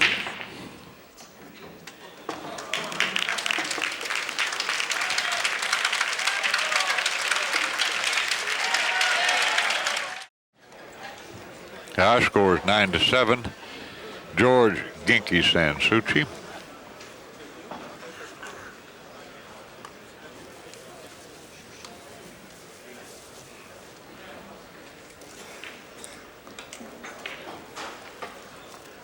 There's a nice shot of Ginky on the screen. Watch out. Well, really not much success on the break, George. No, but I would suggest to you that if he intends to win this tournament, which I personally think he's got a great chance to do, he's going to have to make some adjustment. Because I did a player review on Johnny Archer's match last night on this same table, and Johnny played just near a flawless 9-ball, and he was making a ball or two every single break. So to beat these guys with the powerhouse break, George is going to have to make some kind of adjustment. And did you happen to notice how Johnny was breaking the balls? Yes, I did. Or are you going to share that? Well, I asked him about it point blank, specifically about how he adjusted for breaking from the box as opposed to breaking from anywhere he wanted. And he told me that he's been taking about 25% of the power off on the break, and he's been playing to cut the 1-ball like everybody else that's had some success. But you're not going to beat these good players, or great players, excuse me, by giving them the first opportunity at the table almost every game. No, that certainly has been proven many times in the past. Now, can he hit this 1-ball, or is he snookered? I don't know, because there's a lot of people in front of me, and I'm snookered. But on the monitor, it doesn't look like he can hit the 1, no. Well, it looks to me like he could hit at least maybe the left side of it.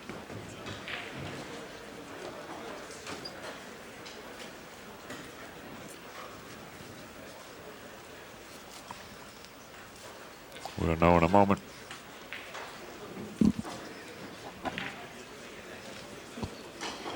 And of course, left English would allow him to hit a little bit more of the 1-ball.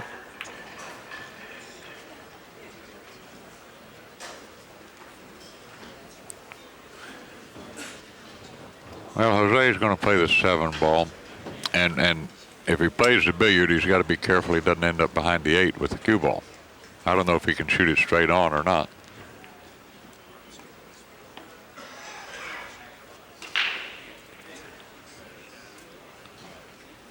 That was an excellent shot. He was able to get SanSouci not only behind the 7. I do believe he got him behind the 7, and he really can't hit the 1. And if that's the case, he's going to be really hard-pressed to hit this one. Well, he can hit it. He can go to the end rail and catch I don't the think side so. of the The one. 8-ball is behind the one. He can't I know do it, that. but he can hit the side of the one. It's the chances of him doing that are very, very remote. Well, I'll tell you what, I would empty my pockets and bet I made a good hit on this one. I probably wouldn't get it safe. There's a nice close-up on the screen. It's looks like to me it's very difficult. He loads this up with left English, hits it easy. Right English. Right English, excuse me. Just like that. Nice shot. And he did make a nice shot. Wasn't that difficult. Well, perhaps it wasn't, but to me it looked like it was very difficult. But of course, there are a lot of shots that look difficult to me. Well, these young players today have vastly improved safety skills. Wouldn't you agree with that? Oh, absolutely, absolutely. Yeah, there's a lot of instructional tapes on the market today, and plus look at all the tournaments that we play in. You know, if a young player, a young and inspiring player. Listen, I heard plays that in you're on your tournaments. one pocket tape that you show a shot there and reluctantly and very slowly admit that you learned it from me. Is that true? Listen, I learned shots from a lot of people, you know, and yeah, I have learned more than one shot from you. I've learned from you too. You know, I'm just kidding. and I'm serious. I've learned more than one shot from you, and it turned out that I probably beat you with it at one time or another. Well, now Jose, for all intents and purposes, is not using good judgment. To bank at that one ball long distance with no assurance of getting on the two ball was not very smart in my opinion. That's very well put, and it's a great observation on top of that, simply because, you know, a person can be dogging it in a lot of different ways, and that just happens to be That's one of them. But now if you're George, he didn't mean to be over that three ball. What do you do with this? He can't just make the two in the side, and that's difficult anyway because the cue ball has to go to the right. He's not going to have a shot on the three. He's looking at it. Well, why is he can't get the cue ball there unless he elevates the cue and draws it. Surely he's not going to do that after that great one ball shot. That'd be too much for me to take.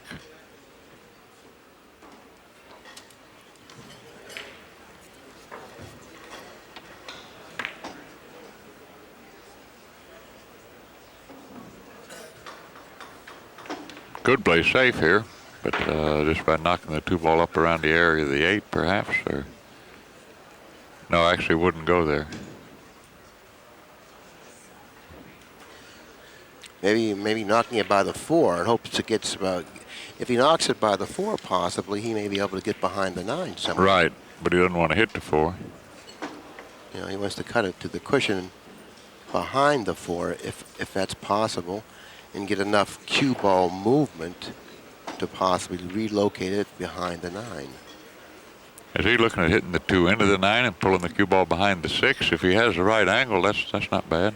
Or maybe he's looking just to cut the six to the nameplate, and then put the cue ball behind the nine, possibly.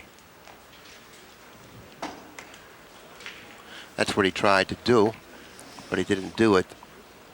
But he really hasn't left Parica an easy shot.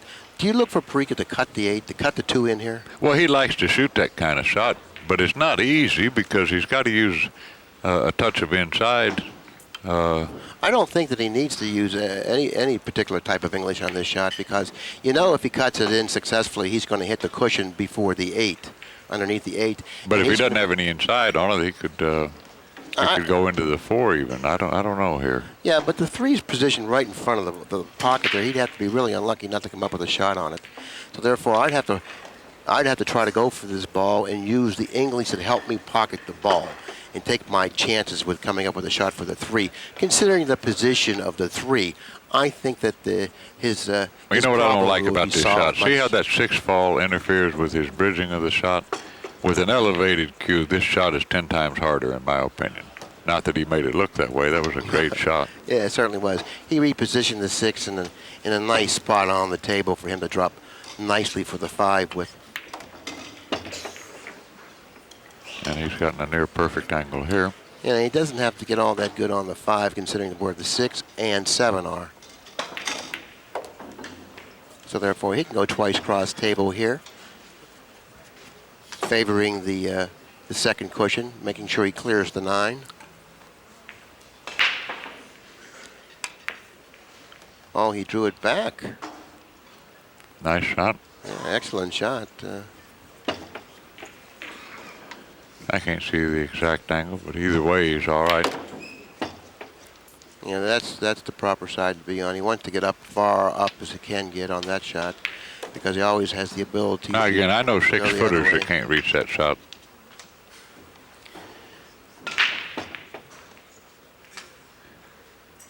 Well, I don't know how George ended up over that 3-ball. That cost him the game.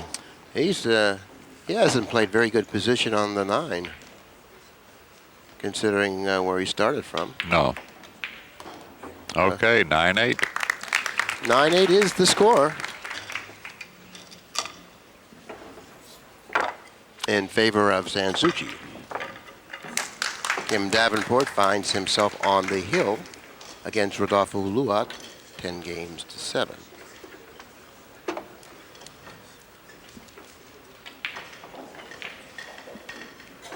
Well, let's see if he can improve his break. His last 2 or 3 efforts haven't been noteworthy, Jose's. No, well, the last time he broke the balls, he scratch-crossed corner. You know, that break seems to be more effective, but like I mentioned, you have to control the cue ball regardless of which way you break the balls. Now, when you're cutting the one and you're breaking in that fashion, you play to hit it with no English, right? I don't know. I've never broken the balls like that. Well, I try to hit it with no English, but Jose's ball, when he hits that side rail, it seems to want to go towards the end rail, suggesting that he's got left English on a cue ball. I'm going to pay particularly close attention to not only how he breaks them, where he positions the cue ball, and where on the side cushion he hits. Looks like he's gone to the corner of the box. We can see that clearly on the monitor.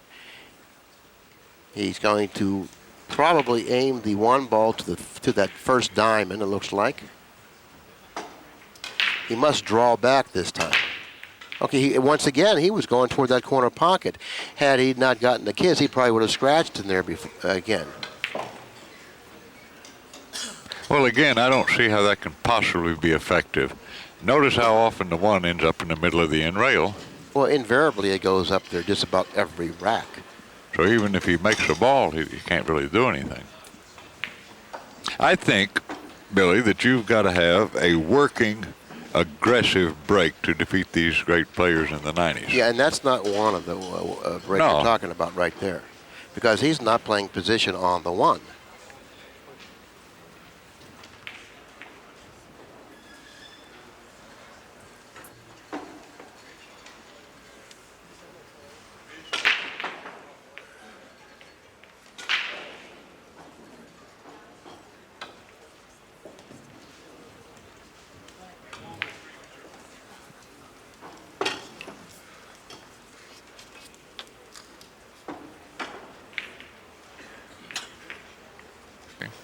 SanSouci at the table, leading in the match, 9 games to 8. A lot of ways to play this safe. Depending how thickly he can hit the 1. He was trying to reposition the cue ball down table behind the 3 and the 8. And I do believe he's... he can see it, but can't make it. I don't know if he can see it. It looks to me like he's got a keyhole there between the 3-8, doesn't he? Yeah, he could, but I don't know if he has it or not. From the monitor, I can't tell. And from my vantage point, I also can't make that distinction. But from his addressing the table the way he is, leads me to believe that he can see it.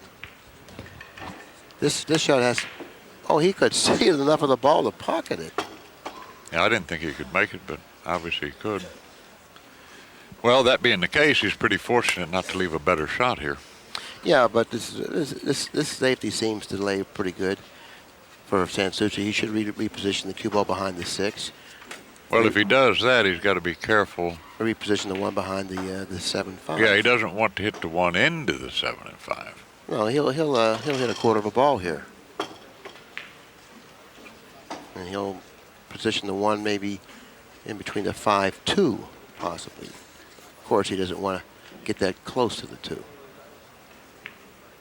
Well, he might be able to do hit the other side of the ball and leave the cue ball behind the 5-7. I don't know if he can do that. No, okay, he couldn't. The cue ball near the 6, but I don't know if he's gotten away with this. Well, Jose can go to the side rail and kick it even if he can't hit it. And this shot, I like to kick it. Did I see what he's looking at there? I'd like to go towards the 3 ball here, which would send the cue ball towards the 5. Now he's looking at it here. Any thicker than that, and you can't control the 1 ball very well. And the cue ball. Right. Well, the cue ball's a given here. It's going to go towards the 5. Unless he hits it so real thin.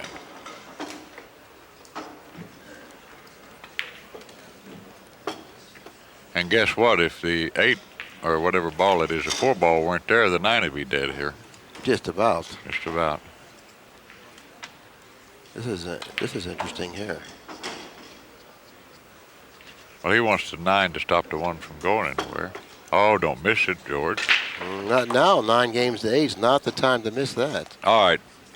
And how many times have we talked about this? There's a place where you say, boy, if I make a little mistake here, do it on the thick side. At least I'm not giving up a ball in hand, right? Yeah, that's true in most cases, but I don't know. Maybe it required an awfully thin hit. Maybe he wanted to reposition the cue ball behind the 5-7 way up table. And in order to do that, it definitely demanded a very thin hit. So it appears that Jose is going to play another safety here.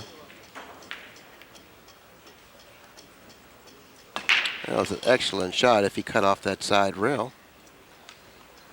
Well, he did. Well, this is a very difficult kick here. Yes. Do you see a route? No, I don't see a really accessible one. He can't go underneath the 9. No, he can't do that. Or maybe what he needs to do is tie up something. He's already maybe he could mash it. That's probably the right shot. I don't think that's enough. Oh, he did. I'll tell you what, that's a nice shot. That's a beautiful shot. Boy, that looked like he had more of that ball to go around than I thought. I think Efren was laughing at you, Grady.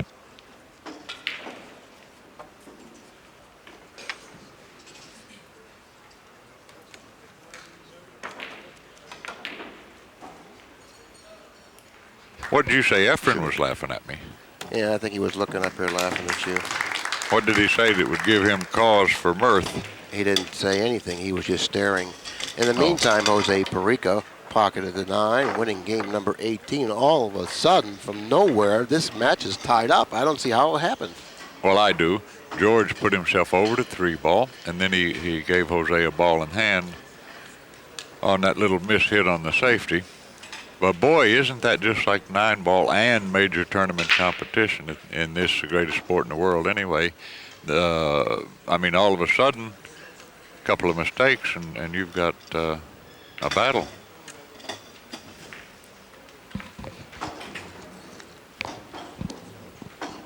And right now, the momentum appears to be with Jose Parica. He's got to be excited. He's right back in it, 9 apiece. Yeah, well, in the past three or four games, I think Ginky's speed has dropped somewhat. Not much, but just enough to allow Jose back in this match. Now, at that time, he hit the 3rd diamond. And he took a lot of power off of the break also. But he didn't make anything. No, he didn't. Now Ginky's at the table. The match is tied up at 9 games apiece. All right, Billy, help me. The last quarter of this match, I do believe Ginky's speed has dropped somewhat, not much. But now help me with this. The 3 ball is critical here. He's got to get right on the 3 ball, then he's out.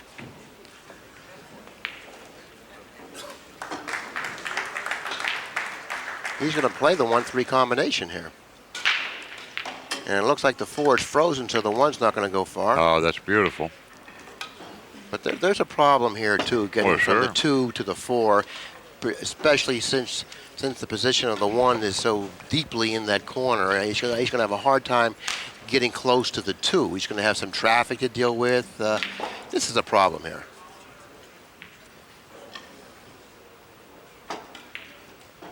Yes, you're right. Well, I don't see that he's got much choice. He can't go forward with this ball. He's got to draw the cue ball out of there. And I certainly would not want to be straight in on the 2 ball. Well, he could probably draw it and hit the 7 squarely if he can do that. And if he doesn't, he'd have to deal with it from there. No, he can hit it straighter than that, I think. No, you're right. He hit the 7. Boy, that was risky. Now I think he's snookered. Well, if you're going to try to draw the ball to hit the 7, you have to favor the top side of the 7. Right, right.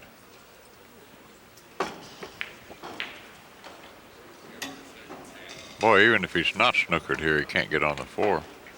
Unless if he can hit this and makes another one of those super draw shots from long distance, I'm going to come away from this match impressed. Yeah, but that 6 ball is a big ball right here, and it just looks like if he even hits this shot with a good stroke and hits it accurately, that 6 ball still looks like it's in the path. It's going to be awful difficult for him to clear that 6.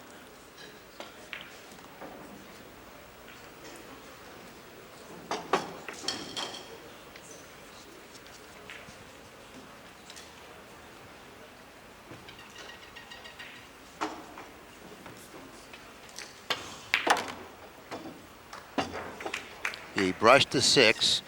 He may have a shot on the 4. He might. Now here's something I never liked. If I'm playing in the match, I don't want my opponent to get up and look at my shot. It's not his turn at the table. I want him to stay seated. Okay, I agree with that, but tell me this. Why does that EQ? Why does that bother you, and why do you allow that to bother you? Because when it's his shot, I sit at the table. I never look to see if he's snookered or anything. I find it unrefined, distracting. And I can understand very marriage-like. That from a person that does everything so refined in life. Well, I try to. I've had my my crude moments, however.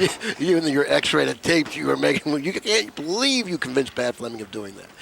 All right, let's get back to this match. That was really, that was funny. Well, from where he was, he made a good shot. His head now. Listen, it took me 5 years to live down the striped and spectacle pantaloons. Let's watch the match. All right, what do you do if you're Jose here? You elevate and fire it in?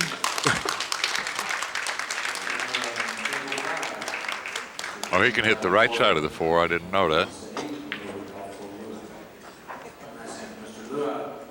That's a tough shot no matter what he decides to do, unless he's going to play safe. That was such a great shot. That was, it sure was. Splitting the pocket, which he desperately needed to do, repositioning the cue ball in between the 6, 7 for position for the 5.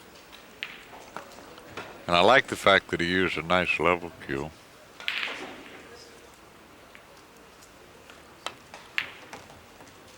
A little harder than he wanted to hit it, unless the corner pocket is open. I think it is. He's taking a look at it now. If it's open, it's not by much.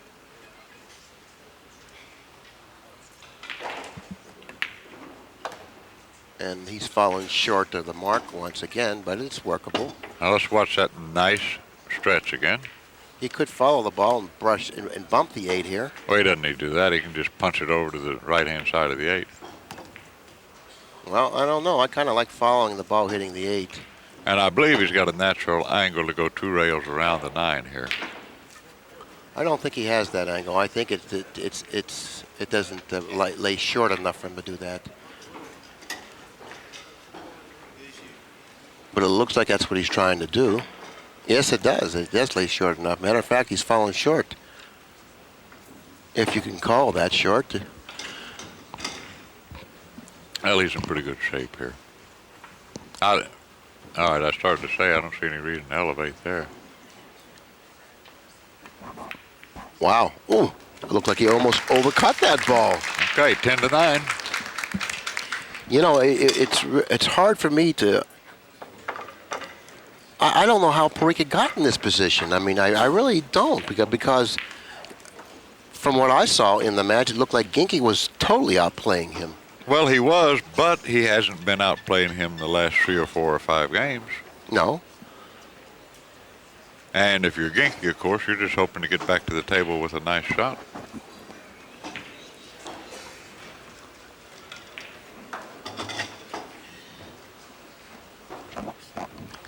Parica's questioning the the way the balls are racked. Evidently, he must see something in the rack that he doesn't like, but... no, I think he's going to go ahead and break them. Yeah, nevertheless, I guess he's accepting it. Now preparing to open up the balls in game number 20, leading 10 games to 9. Not so bad if you're trailing 10-9 and you're breaking. But with the opposition at the table, it's tough. Now his cue ball came down again. You know, he's really taking a lot of power off of his break, and it looks like it's going to hurt him. Because I didn't think he gave him much of a chance to pocket a ball on the break, considering how softly he struck the balls. Now this is a tough shot here. The 6 and 4 obstruct the shot. He's going to have to draw back to play the 2 in the side, as I view this. Difficult shot. Play the outside of the pocket. Right. Good point. Everything nice and smooth, and stay down and follow through. Beautifully done. Now, does he have an angle to touch the 3? Yeah, I believe he's going to push the 3 toward the lower left. Well, he's elevating, which is an indication that. I think he does. I think he's playing to hit the 3. Let's see, mate. Yeah. Oh yeah. Nice Well, shot. okay. That's good. Well, he had to do that anyway. He can back up now, playing position for the 5 off of the 4, and 2 cushions out of the lower left-hand corner. Well, what's the matter with going forward here and having a nice natural angle to go down the table 1 rail? I like that better than trying to go 2 rails. I like going 2 rails because of the position of the 5. The position of the 5 is almost 3/4 of the way across table. And meanwhile, look at the 6. I don't believe it passes the 9. Yeah, I like this shot much better. Okay, but he has to get perfect to get on the 6. If the 6 passes the 9... I don't believe it does. He's looking at it. You know, I don't know about you, my friend, but in a situation like that where it's very questionable whether it'll pass or not, in game situations, it won't, I don't believe. He wants to make sure he keeps an angle on the 5. And considering how short the table's playing, makes that particular shot play much easier. Well, now he's going to look again to see if it passes. Well, I don't see that he's got a lot of choice here. To try to get on the right side of the 6 as we peruse it on the screen, he could risk getting behind the 9, miss the 5. A lot of bad things could happen. And this isn't that easy either, just getting on any side of the 6, considering where he's ended up, you know. I mean, he has both the 7 and the 8 to deal with. Notice how closely he came to the 6, and in doing so, bouncing off that bottom cushion ever so slightly is maybe too much. Well, he did that because he sure didn't want to scratch. That would have been the end of the match. Right, so therefore he had definitely had a problem in playing position for the 6.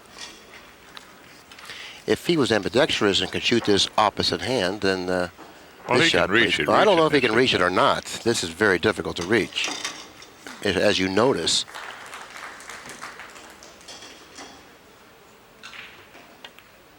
Hitting it with outside English is the correct way. Oh, that's a beautiful shot. It really helps you pocket that ball. It hugs the rail because providing you hit ball first on that shot, that makes that shot play much easier.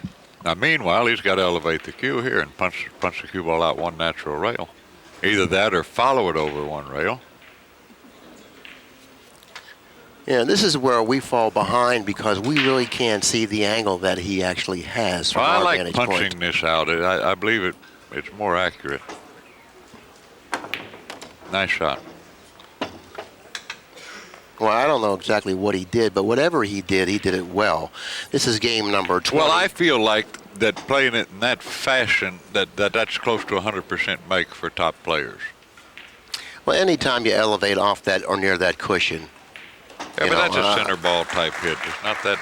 I understand everything you're saying. It is a center ball hit, but I've seen that shot miss quite often. Game number 20 looks like it's going to go SanSouci's way, and if it does, this match will be tied up 10 games apiece, and that means it's a hill-hill match.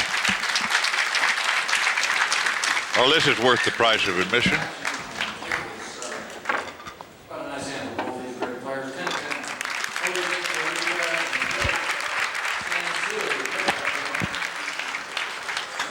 Well, if ever there were a time for George to make one on the break, it would certainly be this moment.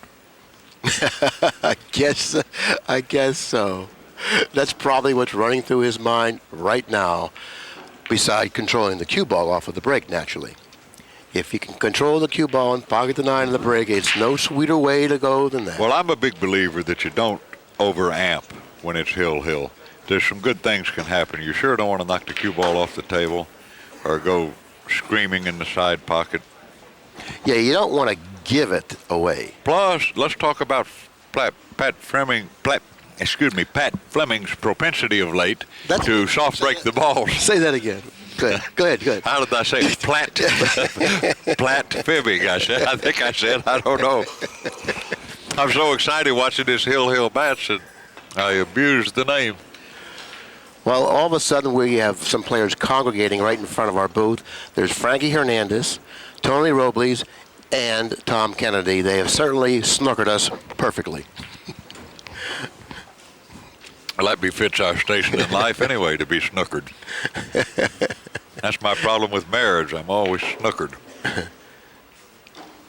Yeah, but you have a good style, though. You just re-rack them and play another one. Yeah, that's true. Yeah. Well stated. Well, this is everything you could ask for.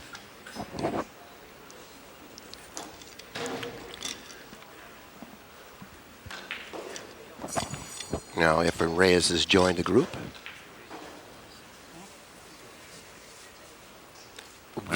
Very interesting match between Reyes and Bustamante last night. Too bad it wasn't on the feature table.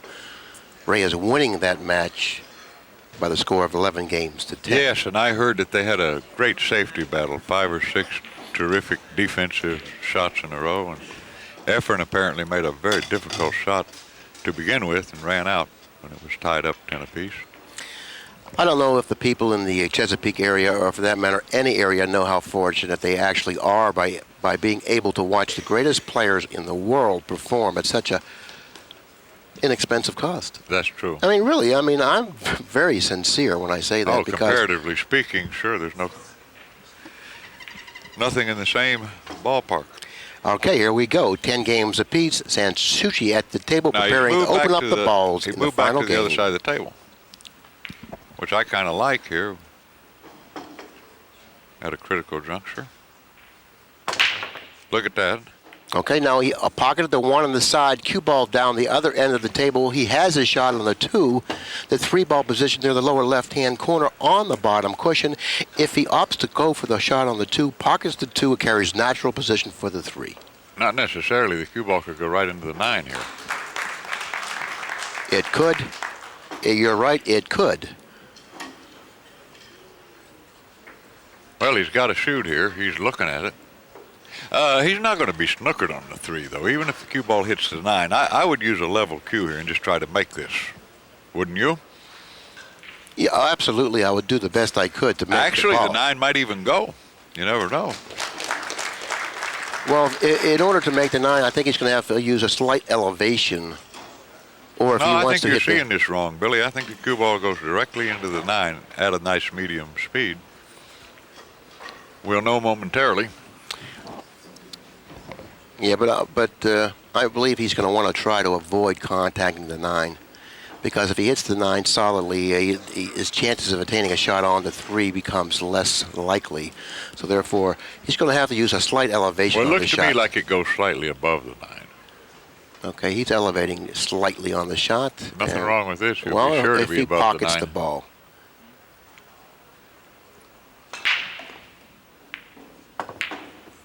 Nope, he wasn't able to pocket the ball, leaving Parica a shot on the 2, but there's a lot of traffic on the left side of the table. The 8, 4, and the 7 are all grouped tightly on the left side of the table, and unfortunately, that's the path that this cue ball is going to have to take. This is going to be interesting. Well, there's no way to get down here.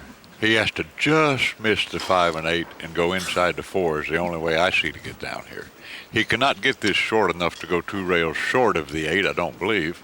Okay, if he uses inside English on the shot, hits the 2 ball thinly, he can possibly go around the 4, 7, and 8. I like playing it long. Like that. Narrowly getting around the 4.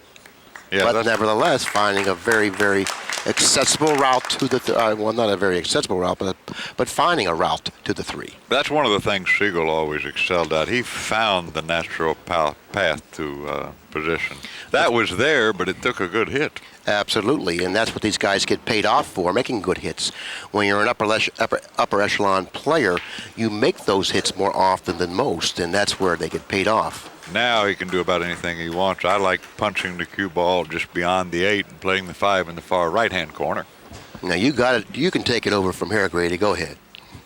See if you can get out. Are you suggesting that I might be out here?